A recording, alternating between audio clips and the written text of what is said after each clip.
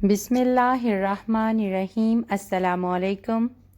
आज मैं आपके लिए टूटी फ्रूटी केक की रेसिपी लेकर आई हूँ, जिसको बनाना बहुत ही इजी है और ये बहुत मज़ेदार और झटपट से ही ये केक तैयार हो जाता है।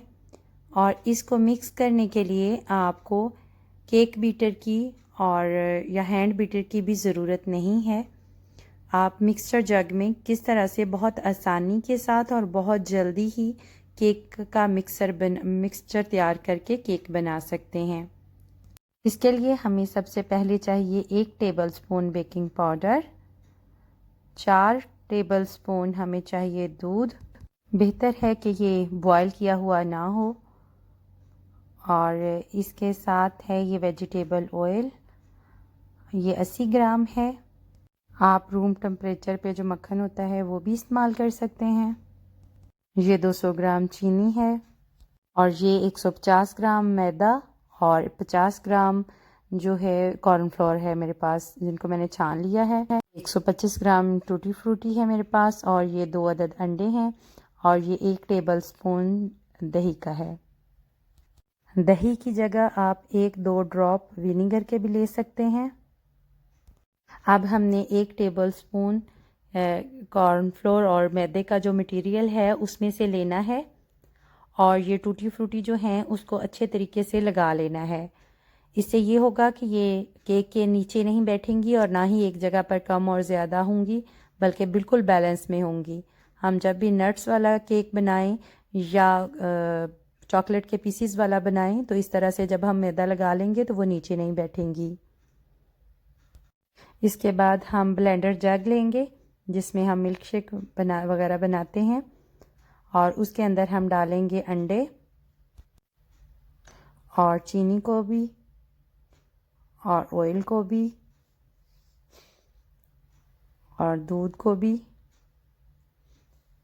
और ये दही है, दही को भी शामिल कर देंगे और इसको बंद करके बिल्कुल जिस तरह हम मिल्क शेक बनाते हैं ऐसे इसको मिक्स कर लेंगे और तकरीबन हम इसको 7 मिनट तक इस तरह से चलता रहने देंगे। इसके साथ ही हम केक वाले बर्तन को भी तैयार कर लेंगे। बेहतर है कि इस तरह का जो टूटी फ्रूटी केक है वो इस तरह के लंबे से मोल्ड में ही अच्छा लगता है।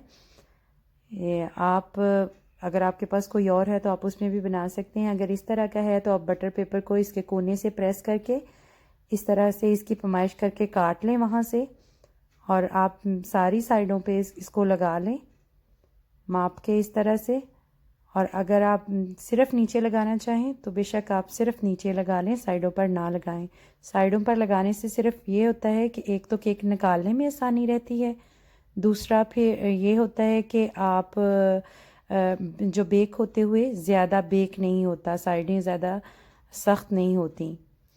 ये इस तरह से आपने नीचे ऑयलिंग करके तो आपने इस तरह से ये लगा लेना है बटर पेपर को।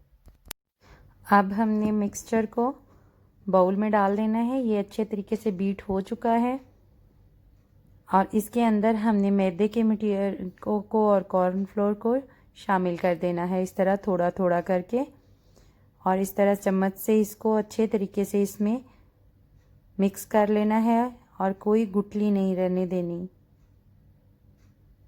और इस तरह से अच्छे तरीके से मिक्स करके हमने इसमें जो बेकिंग पाउडर है और वनीला एसेंस है, ये मैं भूल गई थी डालना जग में, तो ये मैं इसलिए अब डाल रही हूँ। आपने जब जग में बाकी सारी चीज़ों को मिक्स करना है तो आपने वनीला एसेंस को और बेकिंग पाउडर को भी उसी के अंदर शामिल कर देना है।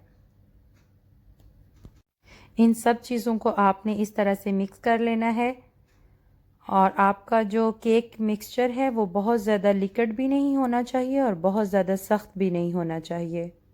और सबसे आखिर में हम इसमें टूटी फ्रूटी भी शामिल कर देंगे इस तरह से, और इनको अच्छी तरह मिक्स कर लेंगे इसके अंदर इस तरह से। ओवन को आपने 190 पे प्री हीट कर लेना है और जब आपने केक को ओवन में रखना है तो आपने उसको 180 पे कर देना है और 180 पे आपने उसको 40 मिनट के लिए बेक कर लेना है केक को। इस तरह आपने केक मोल्ड को इस तरह से हिलाकर अच्छी तरह से केक मिक्सचर का बैलेंस कर लेना है। और ये 40 मिनट के बाद केक इस तरह से तैयार है। आप इसको बटर पेपर में अच्छे तरीके से लपेट कर और उसके ऊपर से प्लास्टिक भी अच्छे तरीके से लपेट कर रख लें प्लास्टिक में, तो आपका केक 1 से 2 से 3 दिन के लिए बहुत अच्छा और नरम रहेगा। ज़रूर ट्राई कीजिएगा, इंशाल्लाह आपको पसंद आएगा। इजाज़त चाहती हूँ इस दुआ के साथ कि अल्लाह ताला आपको और आपके प्यारों को अपने हिफ्ज़ व ईमान में रखे। अल्लाह हाफ़िज़।